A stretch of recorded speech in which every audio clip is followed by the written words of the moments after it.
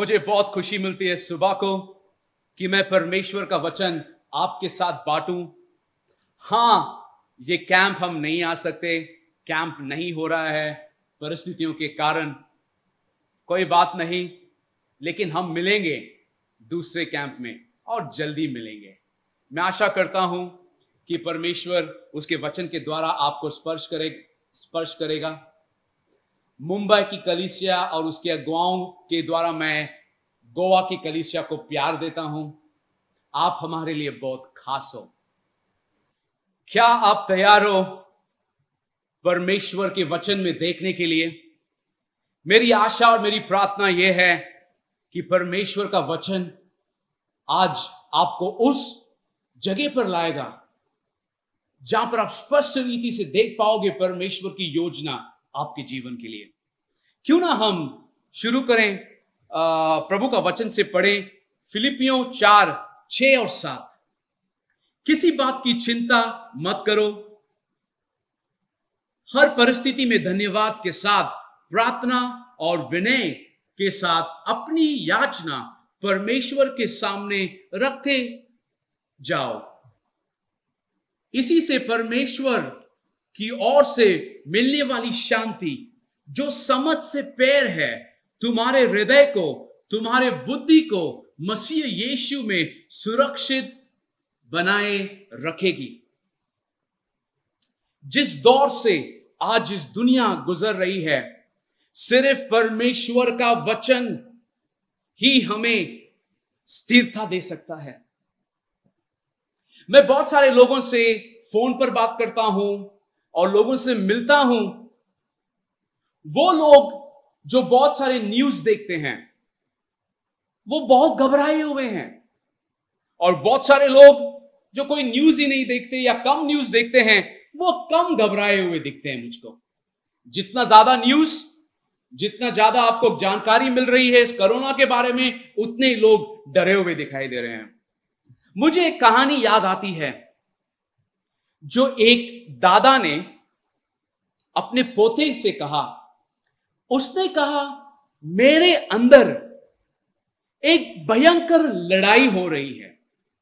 दो भेड़ियां हैं, वुल्व्स अंग्रेजी में कहते हैं, वो लड़ रहे हैं। एक भेड़िया अच्छा है, एक भेड़िया बुरा है। अच्छा भेड़िया जो है वो शांति है, वो खुशी है, वो आनंद है, वो मदद करने जाता है, वो अच्छे विचार रखता है, वो धीरज दिखाता है, वो प्रेम दिखाता है। और बुरा भेड़िया, उसके बुरे विचार हैं, उसमें गुस्सा है, उसमें क्रोध है, उसमें जलन है, उसमें डर है, उसमें लालच है, उसमें चिंता है। तो उसके पोते ने पूछा, दादाजी कौन जीतेगा ये लड़ाई? दादाजी ने कहा, जिसको हम खिलाएंगे वो जीतेगा। और ये सच्चाई है लोगों कि आपके और मेरे अंदर भी दो भेड़िए हैं, अच्छा और बुरा। आप जिसको खिलाओगे वो मजबूत बनेगा। आज जो मैं आपसे बात करने वाला हूं उसका शीर्षक है या टाइटल है, अपने शांति की रक्षा कैसे करें। कैसे जो परमेश्वर ने शांति दी है हम उसकी रक्षा करें। शैतान उसे चुराना चाहता है, परमेश्वर चाहता है कि आप उसको रखें। कैसे मैं मेरी शांति की रक्षा कर सकता हूं? मैं इससे इसका क्या मतलब है कि कैसे मैं उसको सुरक्षित रख सकता हूं? मैं ये कहना चाहता हूं कि हमें जागरूक होना है। हम क्या देखते हैं, क्या सुनते हैं और क्या बोलते हैं। क्योंकि जो भी हम देखेंगे, सुनेंगे और बोलेंगे, ये हमारे जीवन पर प्रभाव लाता है, ये हमारे दिल पर प्रभाव लाता है, ये हमारे जीवन पर प्रभाव लाता है। कैसे मैं मेरे दिल की रक्षा करूं? मेरे पास मेरे गाड़ी में, मेरे कार में एक स्पेयर टायर है जिसको हम स्टेफनी कहते हैं।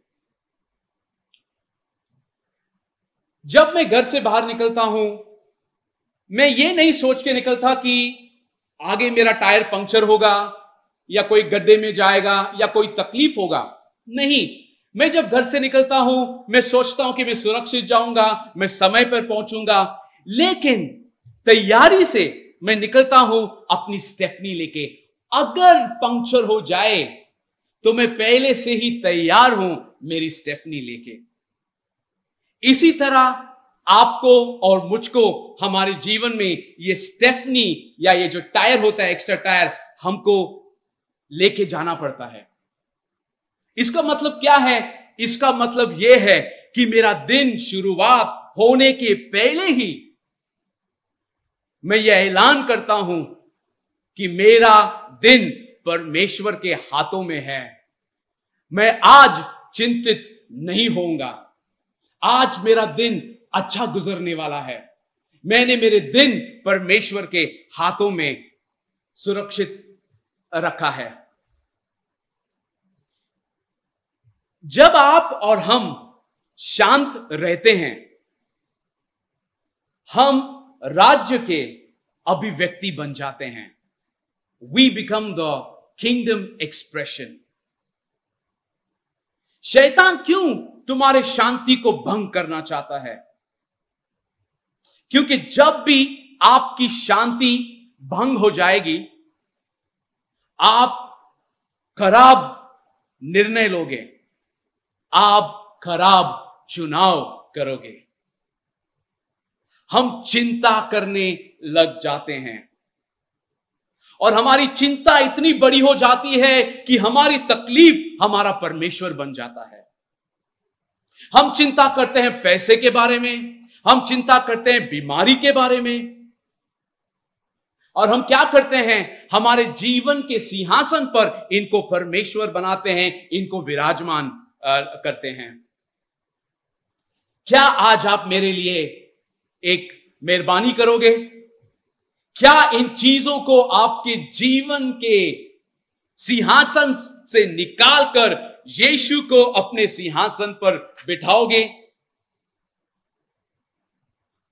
वही ताकत और वही ऊर्जा जो आपने इस्तेमाल की चिंता करने में, क्या वही ताकत हम इस्तेमाल करेंगे ऐलान करने में कि मेरा जीवन यीशु के हाथों में है और यीशु मेरे जीवन पर निरंतर पाया है?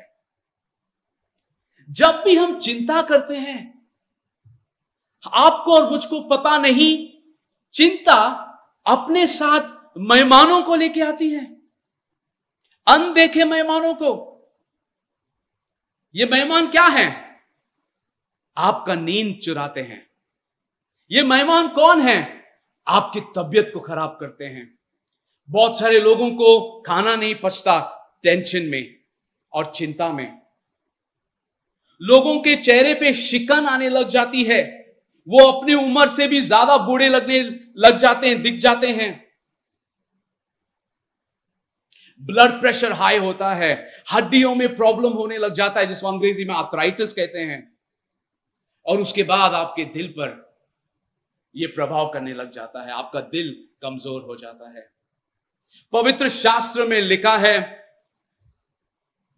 चिंता मत करो।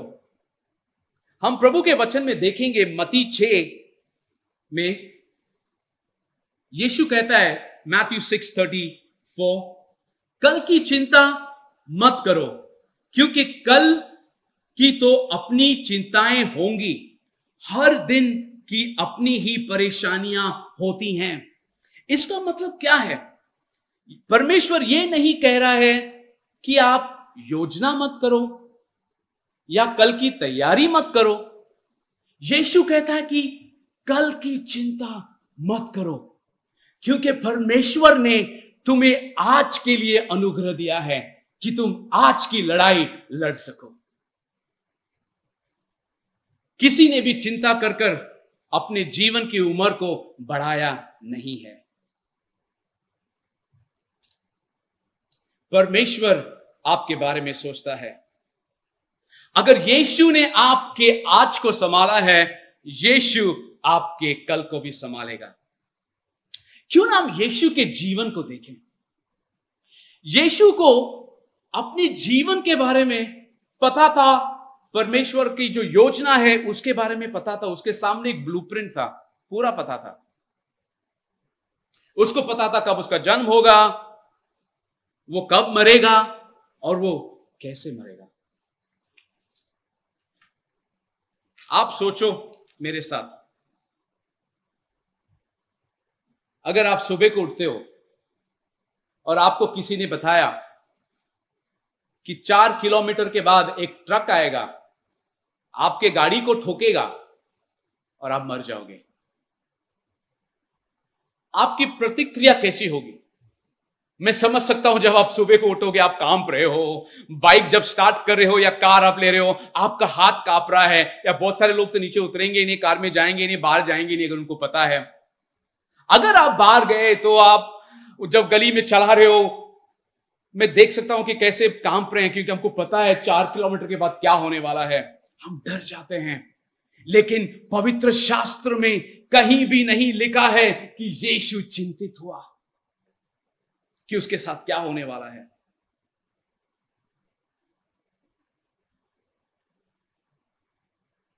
मैं आज आपको कुछ गुप्त चाबियां दूंगा यीशु के जीवन के बारे में। मार्कुस 1:135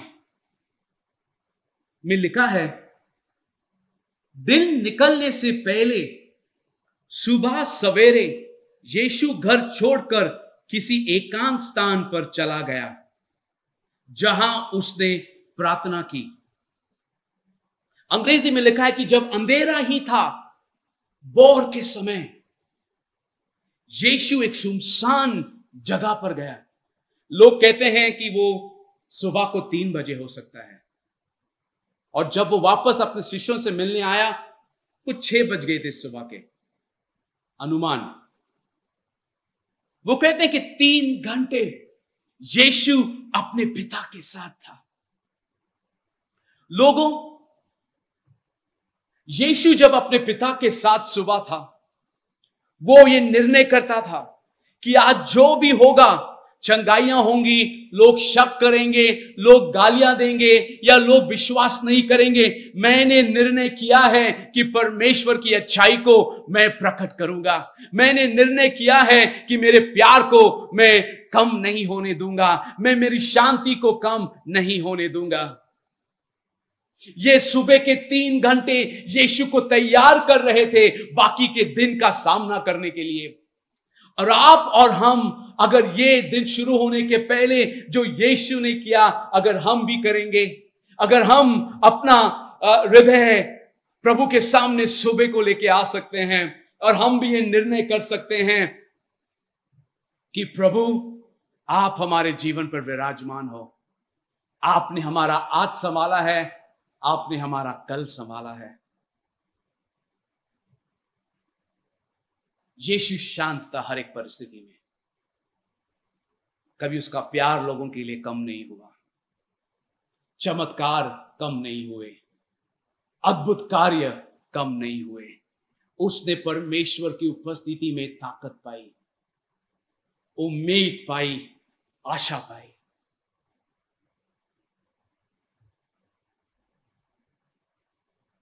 यीशु तूफान में भी सोया था। बाकी सब चिंतित थे क्या होगा उनके साथ, लेकिन यीशु तूफान में भी शांत था। यीशु ने कहा है यूहन्ना 16 में 33, मैंने ये बातें तुमसे इसलिए कही हैं कि मेरे द्वारा तुम्हें शांति मिले। जगत में तुम्हें यातना मिली है, किंतु साहस रखो, मैंने जगत को जीत लिया है। मेरी बेटी हमसे कहने लगी कि मम्मा पापा, मुझे मेरा खुद का बेडरूम चाहिए। हमारा घर छोटा नहीं, उस समय भी बड़ा था, 2.5 BHK था, लेकिन वो ½ BHK बहुत छोटा था, तो वो उसमें हम उसको नहीं दे पाए वो।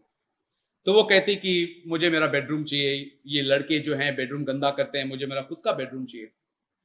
तो हम हमारे मन में कहें कि हमारे पास वो पैसे नहीं हैं वो फ्लैट खरीदने के लिए 3 BHK, लेकिन फिर भी हमने प्रार्थना की और हम फ्लैट देखने निकले, और बहुत महंगा था फ्लैट। अब परमेश्वर ने हमको एक फ्लैट दिखाया जो मार्केट से 50 लाख से भी ज्यादा कम में मुझको मिलने वाला था, लेकिन ये काफी धोखे से भी भरा हुआ था। एक ऐसा वक्त आया कि चिंता हर दिन बढ़ने लगी। एक ऐसा वक्त आया जब लगने लगा कि ना तो ये फ्लैट मिलेगा, ना तो वो फ्लैट बचेगा जो मेरा फ्लैट मैंने बेचा था। तकलीफें बहुत थी। तो जानते मैंने क्या किया? मैं मेरे बेडरूम में गया, मेरा दरवाजा बंद किया और परमेश्वर से प्रार्थना करने लगा। परमेश्वर से कहने लगा, परमेश्वर आपने हमको यहां तक लाया है, आप हमको आगे भी ले जाओगे। चारों ओर एकदम चीजें अच्छी नहीं लग रही हैं प्रभु, लेकिन आप हमारी मदद हो, हमारी आंखें आपकी ओर हैं। और जैसे मैंने प्रार्थना किया मेरे स्वर्गीय पिता से, मैं कमरे से बाहर आया, मेरा दिल एकदम शांत हुआ, क्योंकि मैंने परमेश्वर की आवाज सुनी कि सब कुछ ठीक होगा। और कहानी शॉर्ट में यह है कि परमेश्वर ने महान महान अद्भुत कार्य किए और वो फ्लैट हमें मिला। आज 1.5 साल हो गए हैं, हम वो 3 BHK में रह रहे हैं। बहुत सुंदर फ्लैट है, बहुत अच्छे एरिया में है, हम खुश हैं। लेकिन बहुत जरूरी था मुझे उस समय जानना परमेश्वर की शांति। अंत में मैं आपको एक सुंदर कहानी बताना चाहता हूं। बाइबल में प्रेरितों के कार्य 12 में कलीसिया पे सताव आ रहा था। हेरोडियस ने कलीसिया को सताव में लाया। यूहन्ना का भाई याकूब को तलवार से मार दिया गया, और उसने देखा कि इससे यहूदी लोग बहुत खुश हो गए, तो उसने क्या किया? उसने पतरस को पकड़ा और पतरस को जेल में डाला। और जो हाल याकूब का हुआ था वही हाल पतरस का भी होने वाला था। तो पतरस को जेल में डाला। पवित्र शास्त्र में लिखा है प्रेरितों के कार्य 12 में कि वो जेल में था, उसके हाथों में हथकड़ियां थी और सैनिक दोनों जगह खड़े थे। और बाइबल यह भी कहता है कि कलीसिया उसके लिए निरंतर प्रार्थना करती रही। तो क्या होता है? अचानक उस जेल के अंदर एक उजाला आता है, स्वर्ग से स्वर्गदूत आता है। और स्वर्गदूत क्या देखता है कि पतरस सोया हुआ है। वो पतरस को उठाने के लिए कोशिश करता है। पतरस उठता नहीं तो वो उसको एक फटका देता है और पतरस से कहता है, उठ, हमें यहां से जाना है। तुरंत वो जंजीरें गिर जाती हैं, पतरस आजाद हो जाता है। लोगों, आप और हम ये सोचेंगे, कल सुबह को पतरस को वो मारने वाले हैं। पतरस को पता नहीं उसके साथ क्या हाल होने वाला है, और उसी रात को वो चिंतित होने के बदले वो सो रहा है, बगैर कोई चिंता के, बगैर कोई फिक्र के, बगैर कोई डर के। जैसे उसके मास्टर ने, उसके मालिक ने सिखाया उसको, उसके प्रभु ने सिखाया उसको, उसके हीरो ने सिखाया उसको कि कैसे यीशु तूफान में सोया था, वो वैसे ही करने लगा, बगैर कोई चिंता, बगैर कोई डर के। लोगों, जब आप और हम डरना बंद करते हैं, चिंतित होना बंद करते हैं, हम स्वर्ग को काम करने का मौका देते हैं। स्वर्ग उत्साहित है कि आपके बीच में आके महान और अद्भुत कार्य करें। लेकिन प्रॉब्लम क्या है? आप और हम खुद हमारे उलझनों से निकलना चाहते हैं, चिंताओं में रहना चाहते हैं। पतरस को पता नहीं था कि क्या होने वाला उसके साथ, लेकिन वो चिंतित नहीं था। जब आप और हम हमारा जीवन परमेश्वर के हाथों में समर्पण करते हैं, उसका पवित्र आत्मा हमें यह आशा देता है कि सब कुछ ठीक होगा। जब आप सुबह को उठते हो और जैसे मैंने उस स्टेफनी कहा, आप तैयारी करते हो, चाहे जो भी हो जाए, मैंने निर्णय किया है कि मैं मेरा दिन खराब नहीं जाने दूंगा। लोगों, आप के ऊपर यह जिम्मेदारी है कि आप आपकी खुशी और आनंद को कैसे बरकरार रख सकते हो। पतरस की कहानी हमें बहुत कुछ सिखाती है कि कैसे हम यीशु पर और परमेश्वर की योजना पर निर्भर रह सकते हैं। उसकी योजनाएं कभी नापास नहीं होती। बाहर क्या हो रहा है, महामारी में कल क्या होने वाला है, हमें नहीं पता, किसको भी नहीं पता, लेकिन हमको यह पता है कि यीशु अपने सिंहासन पर बैठा है। वो उसने मेरा आज संभाला, वो मेरा कल भी संभालेगा, वो मेरा परसों भी संभालेगा, वो मुझे संभाला है, मेरे बच्चों को भी संभालेगा। उसका वादा जमीन पर नहीं गिरता, जो उसने वादा किया है वो उसे पूरा करता है। मेरी प्रार्थना आज ये है कि हम हमारी शांति की रक्षा करेंगे, हम पवित्र आत्मा के जो फल हैं उसको दिखाएंगे। अंत में जीवन और मृत्यु परमेश्वर के हाथों में है। मेरे हाथ में क्या है? मेरे हाथ में चुनाव है।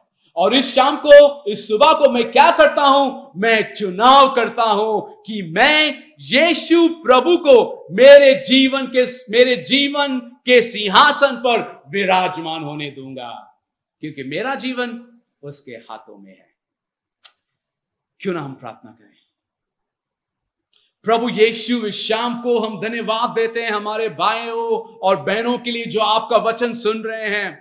परमेश्वर, हम धन्यवाद देते हैं कि विश्वास आता है आपका वचन सुनने से प्रभु। और इस शाम को जैसे लोगों ने आपका वचन सुना है प्रभु, उनका विश्वास बढ़ा है और बहुतों ने यह निर्णय किया है प्रभु कि वो भयभीत नहीं होंगे, परंतु वो विश्वास करेंगे। प्रभु, हम प्रार्थना करते हैं कि कलीसिया अपना स्थान लेगा, कि दुनिया देख सके कि यीशु जिंदा है और यीशु आज भी अद्भुत कार्य कर रहा है। यीशु आज भी बीमारों को ठीक कर रहा है। यीशु आज भी प्रार्थनाओं को उत्तर दे रहा है। यीशु प्रभु आज भी उसकी शांति हमको दे रहा है। प्रभु, हम प्रार्थना करते हैं हम वो उजाला बनेंगे, वो उम्मीद बनेंगे जिसके लिए दुनिया बाहर रुकी ठहरी है। God bless you.